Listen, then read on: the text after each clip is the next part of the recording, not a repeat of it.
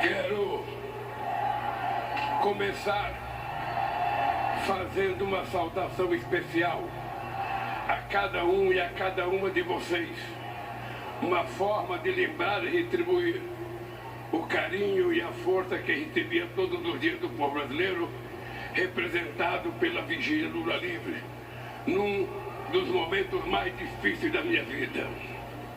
Hoje, nesse que é um dos dias mais felizes da minha vida, a saudação que eu faço a vocês não poderia ser outra, tão singela e ao mesmo tempo tão cheia de significado. Boa tarde, povo brasileiro!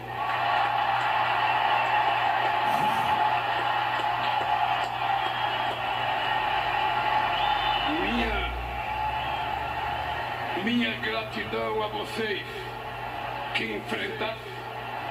enfrentaram a violência política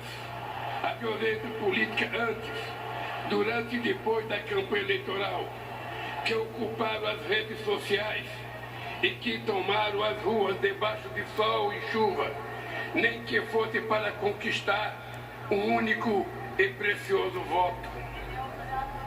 Que tiveram a coragem de vestir a nossa camisa e ao mesmo tempo agitar a bandeira do Brasil, quando uma minoria violenta e antidemocrática tentava censurar nossas cores e se apropriar do verde e amarelo que pertence a todo o povo brasileiro.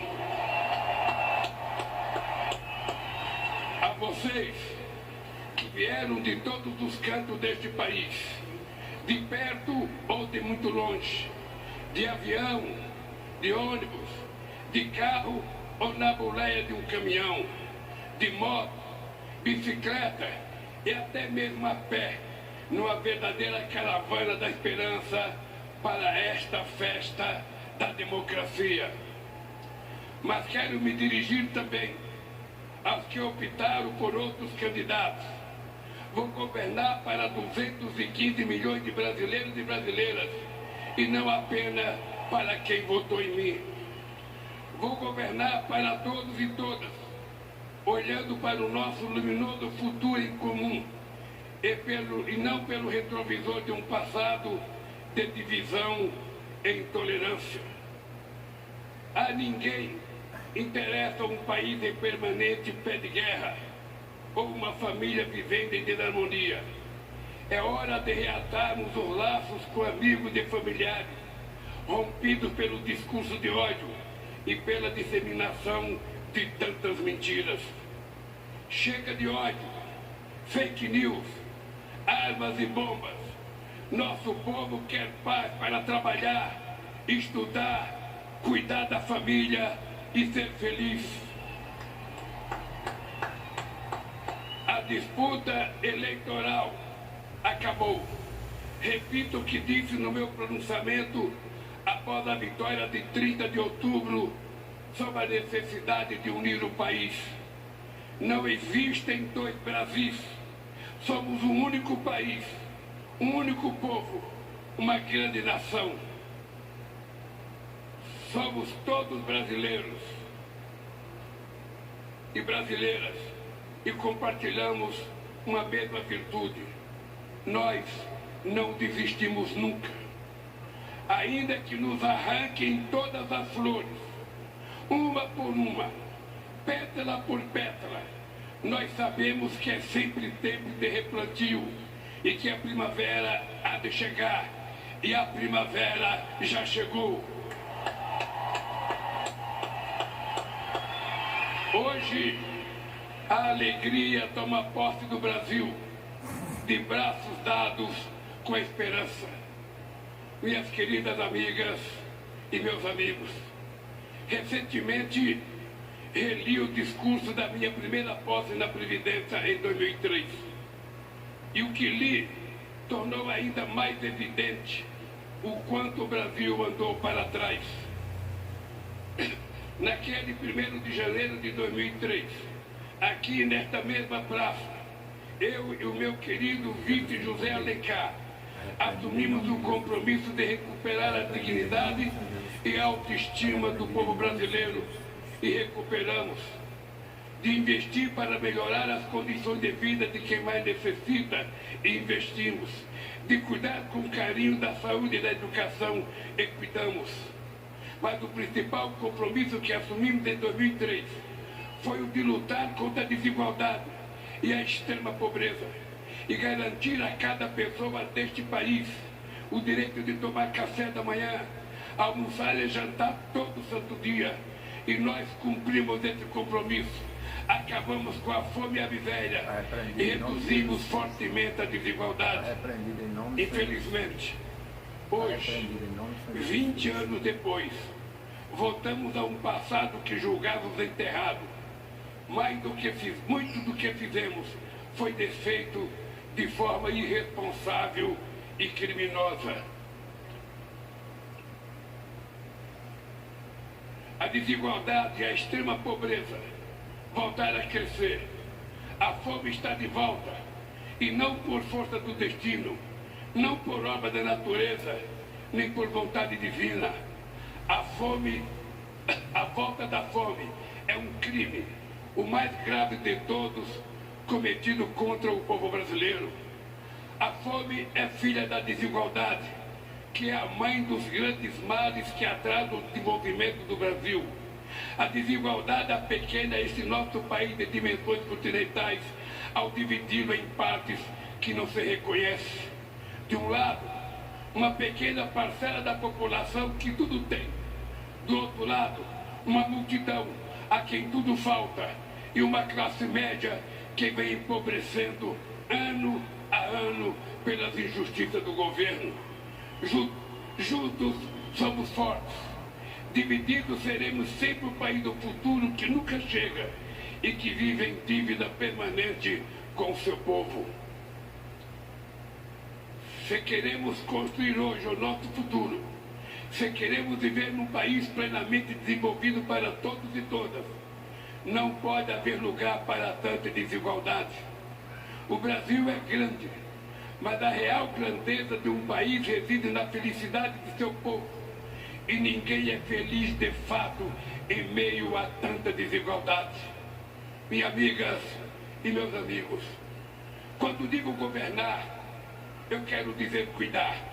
Mais do que governar, vou cuidar com muito carinho deste país e do povo brasileiro.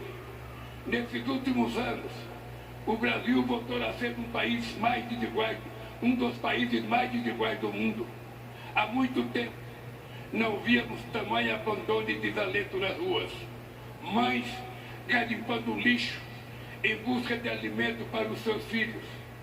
Famílias inteiras dormindo ao relento, enfrentando o frio, a chuva e o medo.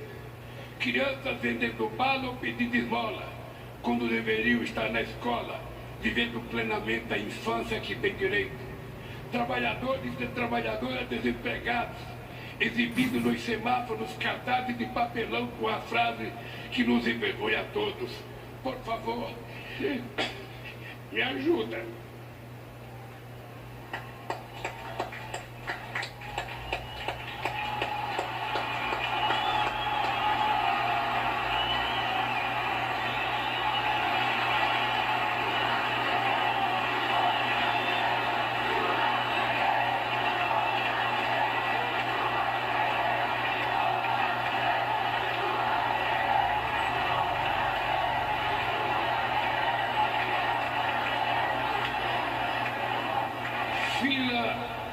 Na porta dos açougues, em busca de ossos para aliviar a fome.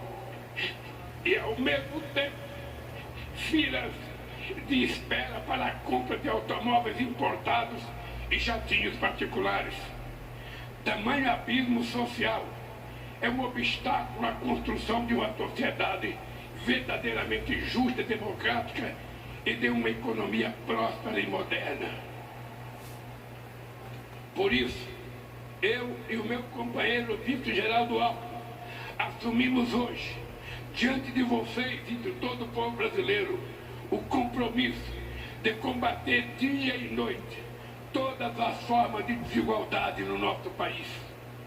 Desigualdade de renda, desigualdade de gênero e de raça, desigualdade no mercado de trabalho, na representação política, nas carreiras do Estado, desigualdade no acesso à saúde, à educação e demais serviços públicos, desigualdade entre a criança que frequenta a melhor escola particular e a criança que engraxa sapato na rodoviária sem escola e sem futuro, entre a criança feliz com um brinquedo que acabou de ganhar de presente e a criança que chora de fome na noite de Natal.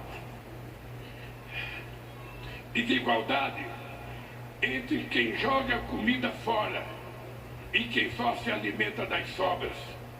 É inadmissível que os 5% mais ricos deste país detenham a mesma fatia de renda que os demais 95% de pessoas, que 6 bilionários brasileiros têm uma riqueza equivalente ao patrimônio dos 100 milhões mais pobres do país, que um trabalhador ou uma trabalhadora que ganha um salário mínimo mensal leve 19 anos para receber o equivalente a que um super rico recebe em um único mês. E não adianta subir o vidro do automóvel de luxo para não ver nossos irmãos que se amontoam debaixo dos viadutos, carentes de tudo. A realidade salta aos olhos em cada esquina. Minhas amigas e meus amigos, é inaceitável que continuemos a conviver com o preconceito, a discriminação e o racismo. Somos um povo de muitas cores e todas devem ter os mesmos direitos e oportunidades. Ninguém será cidadão ou cidadã de segunda classe. Ninguém terá mais ou menos amparo do Estado. Ninguém será obrigado a enfrentar mais ou menos obstáculos apenas pela cor da sua pele.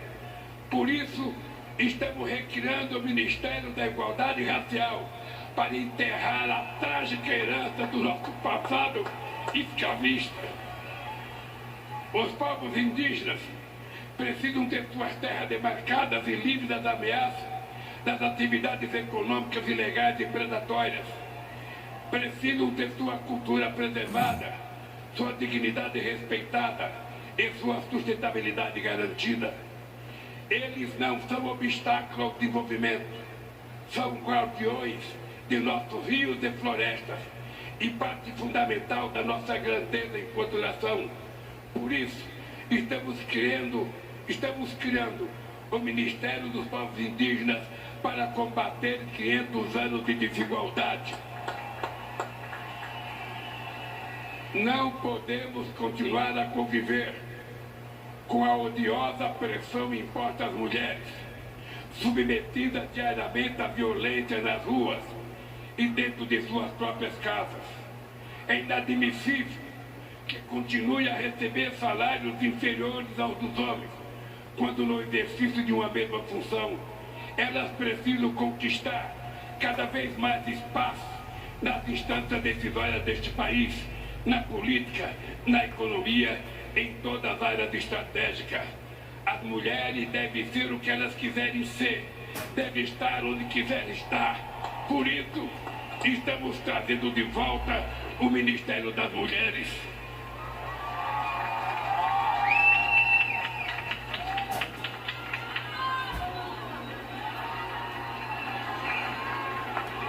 Foi para combater a desigualdade e suas sequelas que nós vencemos a eleição.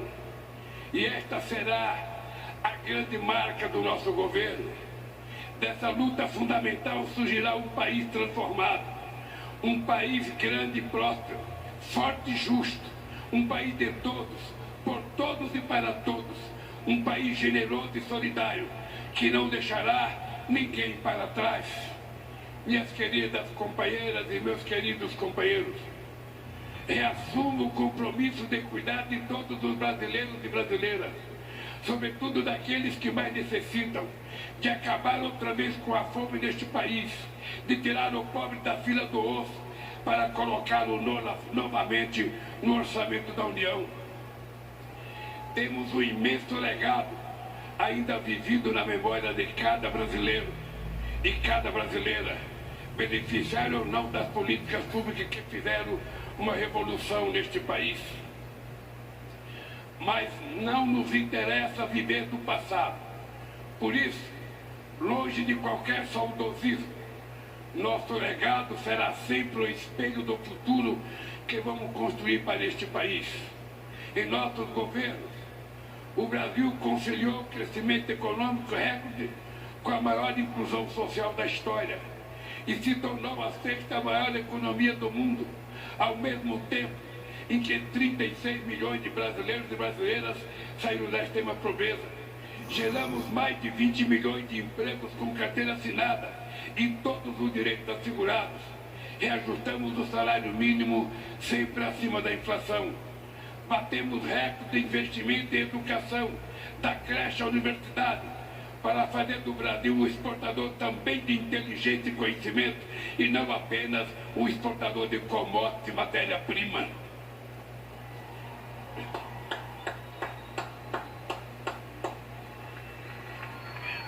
Nós, mais que dobramos o número de estudantes no ensino superior e abrimos a porta das universidades para a juventude pobre deste país, jovens brancos, negros, indígenas, para que o diploma universitário era um sonho inalcançável, tornarem-se doutores. Combatemos um dos grandes focos de desigualdade, o acesso à saúde, porque o direito à vida não pode ser refém da quantidade de dinheiro que se tem no banco. Fizemos uma farmácia popular que forneceu medicamentos a quem mais precisava, e o Mais Médicos, que levou atendimento a cerca de 60 milhões de brasileiros e brasileiras das periferias das grandes cidades e nos pontos mais remotos do Brasil. Criamos o Brasil Sorridente para cuidar da saúde bucal de todos os brasileiros e brasileiras. Fortalecemos o nosso Sistema Único de Saúde e quero aproveitar para fazer um agradecimento especial aos profissionais do SUS pela grandiosidade do trabalho durante a pandemia. Enfrentar o bravamente ao mesmo tempo um vírus letal e um governo irresponsável e desumano. Nos nossos governos, investimos na agricultura familiar e nos pequenos e médios agricultores, responsáveis por 70% dos alimentos que chegam à nossa mesa. E fizemos isso sem descuidar do agronegócio, que obteve investimento em safras ano após ano. Tomamos medidas concretas para combater as mudanças climáticas e reduzimos o desmatamento da Amazônia em mais de 80%. O Brasil consolidou-se como referência mundial no combate à desigualdade e à fome e passou a ser internacionalmente respeitado pela sua política externa ativa e altiva. Fomos capazes de realizar tudo isso, cuidando com total responsabilidade das finanças do país. Nunca fomos irresponsáveis com o dinheiro público. Fizemos superávit fiscal todos os anos, eliminamos a dívida externa, acumulando reservas de 370 bilhões de dólares e reduzimos a dívida interna a quase metade do que era quando chegamos no governo. Nos nossos governos, nunca houve nem haverá gastança alguma. Sempre investimos e voltaremos a investir em nosso bem mais precioso, que é o povo brasileiro.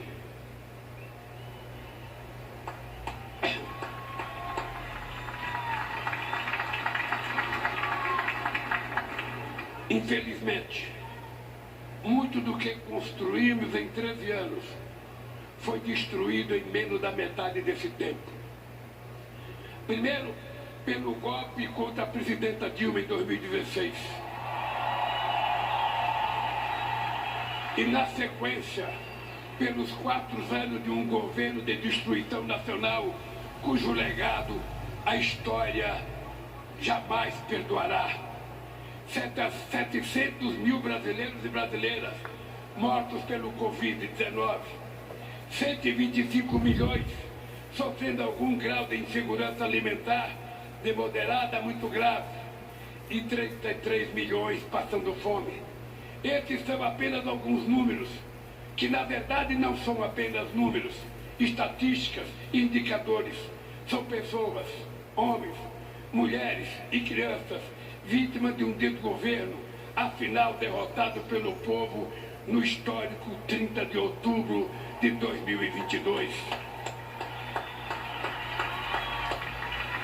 Os grupos técnicos do gabinete de transição, coordenada pelo meu vice-Alckmin, que por 2 meses mergulharam nas entranhas do governo anterior, trouxeram a público a real dimensão da tragédia. O que o povo brasileiro sofreu nesses últimos anos foi a lenta e progressiva construção de um verdadeiro genocídio. Quero citar a título de exemplo um pequeno trecho das 100 páginas desse verdadeiro relatório do caos produzido pelo Gabinete da Transição. Diz o relatório: o Brasil bateu recorde de feminicídio. As políticas de igualdade raciais sofreram um severo retrocesso. Produziu-se um desmonte das políticas da juventude e os direitos indígenas nunca foram tão ultrajados na história recente do país. Os livros didáticos que deverão ser usados no ano letivo de 2023 ainda não começaram a ser editados. Falta o remédio na farmácia popular. Não há estoque de vacinas para o enfrentamento das novas variantes da Covid-19. Faltam recursos para a compra de merenda escolar. As universidades corriam o risco de não concluir o ano letivo.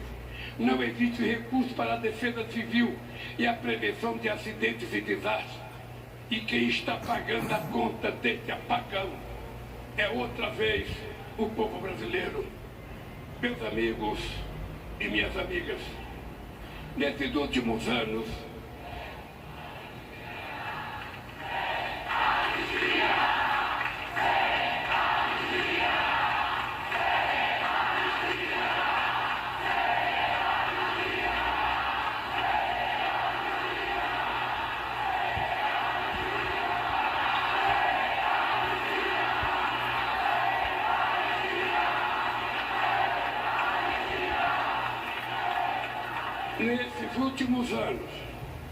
vivemos sem dúvida um dos piores períodos da nossa história.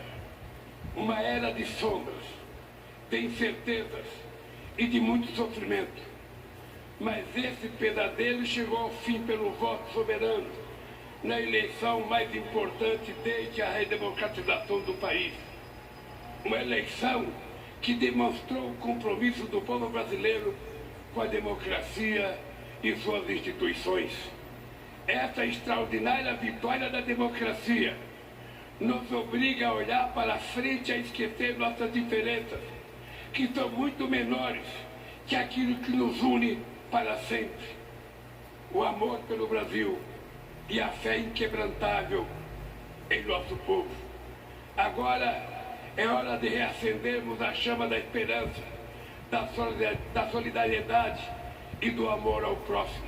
Agora é hora de voltar a cuidar do Brasil e do povo brasileiro, gerar empregos, reajustar o salário mínimo acima da inflação, baratear o preço dos alimentos, criar ainda mais vagas nas universidades, investir fortemente na saúde, na educação, na ciência e na cultura. Retomar as obras de infraestrutura do Minha Casa Minha Vida, abandonadas pelo descaso do governo que se foi. É hora de trazer investimentos e reindustrializar o Brasil, combater outras vezes as mudanças climáticas e acabar de uma vez por todas com a devastação dos nossos biomas, sobretudo a nossa querida Amazônia. Romper com o isolamento internacional e voltar a se relacionar com todos os países do mundo. Não é hora para ressentimentos estéreis. Agora é hora de o Brasil olhar para frente e voltar a sorrir. Vamos virar esta página e escrever em conjunto um novo e decisivo capítulo da nossa história. Nosso desafio comum é o da criação de um país justo, inclusivo, sustentável e criativo, democrático e soberano para todos os brasileiros e brasileiras. Fiz questão de dizer ao longo de toda a campanha: o Brasil tem jeito. E volto a dizer com toda a convicção, mesmo diante do quadro de destruição revelado pelo Gabinete da Transição, o Brasil tem jeito. depende de nós, de todos nós, e vamos reconstruir este país. Em meus 4 anos de mandato, vamos trabalhar todos os dias para o Brasil vencer o atraso de mais de 350 anos de escravidão, para recuperar o tempo e as oportunidades perdidas nesses últimos anos, para reconquistar seu lugar de destaque no mundo e para que cada brasileiro e cada brasileira tenha o direito de voltar a sonhar e as oportunidades para realizar aquilo que sonha. Precisamos todos juntos reconstruir e transformar o nosso querido país. Mas só reconstruiremos e transformaremos de fato esse país se lutarmos com todas as forças contra tudo aquilo que o torna tão desigual. Essa tarefa não pode ser de apenas um presidente ou mesmo de um governo. É urgente e necessária a formação de uma frente ampla contra a desigualdade que envolva a sociedade como um todo. Trabalhadores, empresários, artistas, intelectuais, governadores, prefeitos, deputados, senadores, sindicatos, movimentos sociais, associações de classes, servidores públicos, profissionais liberais, líderes religiosos, cidadãos e cidadãos comuns. Afinal, é tempo de união e reconstrução do nosso país. Por isso, faço esse chamamento a todos os brasileiros e brasileiras que desejam um Brasil mais justo, solidário e democrático. Juntem-se a nós num grande mutirão contra a desigualdade. Quero terminar pedindo a cada um e a cada uma de vocês que a alegria de hoje seja a matéria-prima da luta de amanhã e de todos os dias que virão. Que a esperança de hoje fermenta o pão que há de ser repartido entre todos. E que estejamos sempre prontos a reagir em paz e em ordem a quaisquer ataques extremistas que queiram sabotar e destruir nossa democracia. Na luta pelo bem do Brasil, usaremos as armas que os nossos adversários mais temem. A verdade que se sobrepôs à mentira, a esperança que venceu o medo e o amor que derrotou o ódio. Viva o Brasil e viva o povo brasileiro!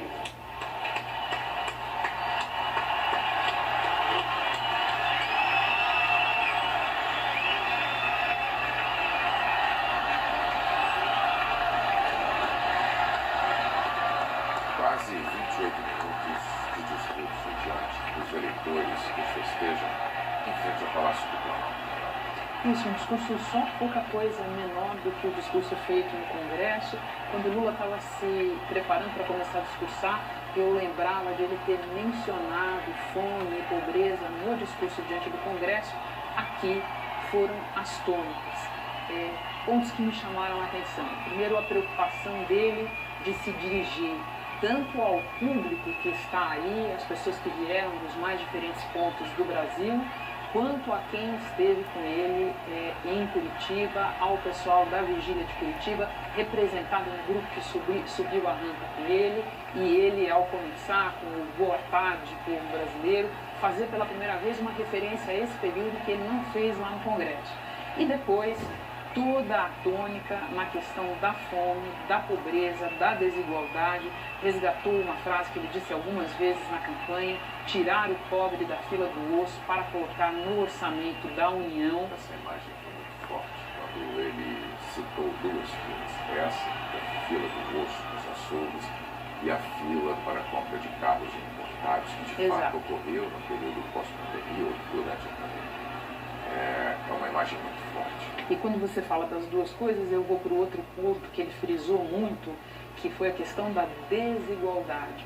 Repara que no final do discurso ele volta a se referir à frente ampla, que foi uma imagem usada algumas vezes na campanha, especialmente no segundo turno, quando a campanha recebeu apoios como o da senadora Simone Tebet, candidata que ficou em terceiro no primeiro turno na eleição, mas agora no final do discurso ele fala em frente ampla contra a desigualdade.